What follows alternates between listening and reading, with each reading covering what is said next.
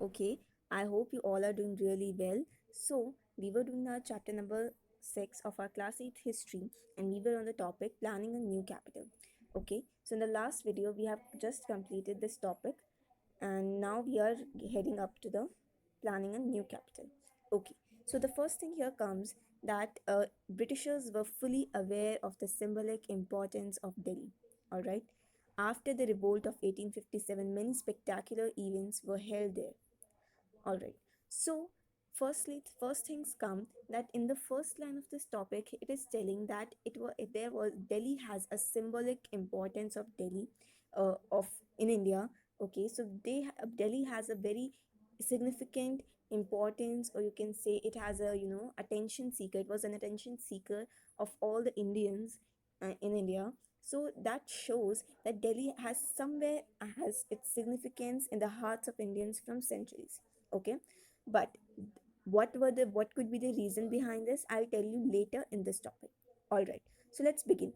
So the first thing it is telling about that after the revolt of 1857, many spectacular events were held in there, and Britishers realized in 1857 that that Delhi has a very symbolic importance, that they should definitely perform their all festivals or something, any kind of celebrations or some important or significant things in Delhi, so that people could get to know about, because people were like they were so attracted to Delhi because Delhi has a very significant importance, which are and the reason behind this I'll tell you later. Okay, so let's get to this spectacular. So, Viceroy Lytton on your screen in 1877. In in 1877, Viceroy Lytton organized a darbar for Queen Victoria. So on your screen you can see how darbar looked like in 1877. So this is a picture of 1877 when Viceroy Lytton organized a darbar for Queen Victoria, who was the Empress of India. Okay, she was the Empress of Britain as well, but Empress of India as well. After 1857, we got to know that Britishers made some changes. In those changes, they also mentioned that now Indians will be under the Britain Queen or Britain Crown, not under the company.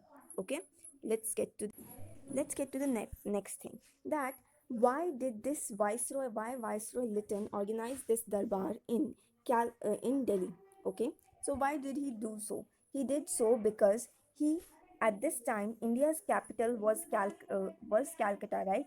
In the capital of India was Calcutta, but still he organized it in Delhi because the reason behind this, that the significance of Delhi in the hearts of Indians from centuries, and the second reason was due to revolt.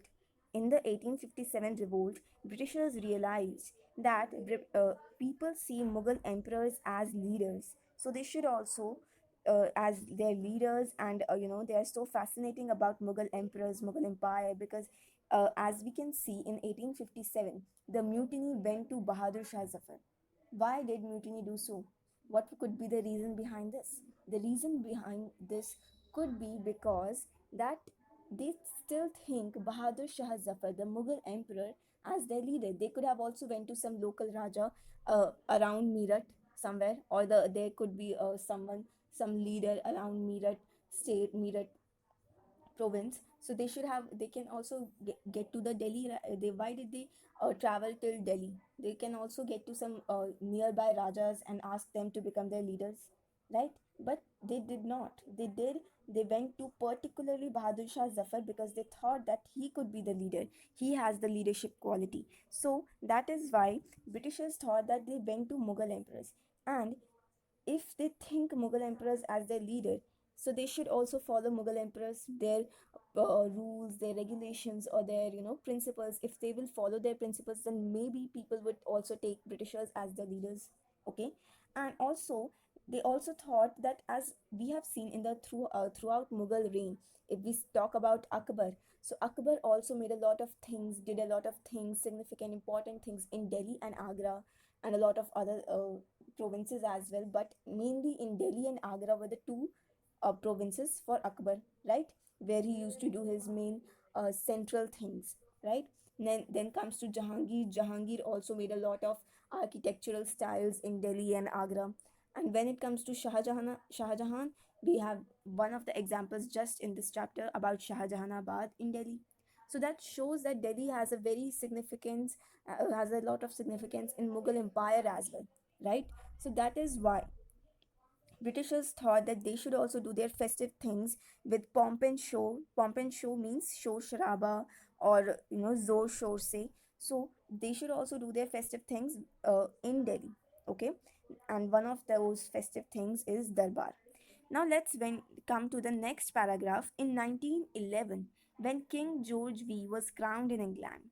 Okay, so we have just studied in this chapter a little later that in 1911 Delhi was also became the capital of British India. But how did this happen in 1911 when King George V?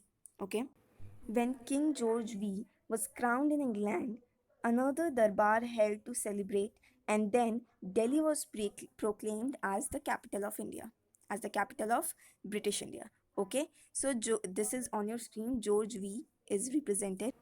So this King George V proclaimed Delhi as the capital of British India. He got the rule of Britain as well as India.